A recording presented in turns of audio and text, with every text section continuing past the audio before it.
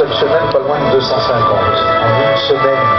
Et ces avions, tous les avions que vous avez devant les yeux, ils ont une caractéristique commune. Cette caractéristique, c'est que tous ces avions ont été principalement construits par des femmes.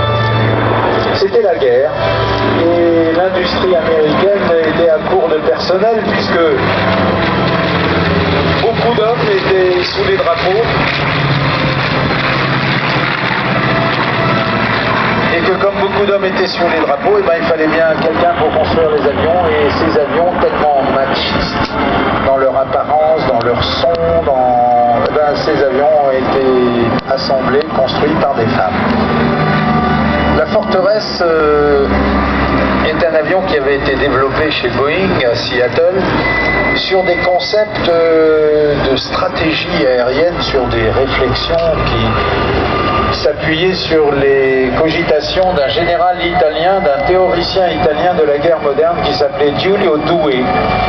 Et Douhet avait, dès les années 20, émis l'idée que les guerres du futur seraient d'abord et avant tout des guerres aériennes, et des guerres fondées sur l'emploi du bombardement. Et donc la Forteresse était un bombardier selon les théories de Giulio Douhet, un bombardier stratégique.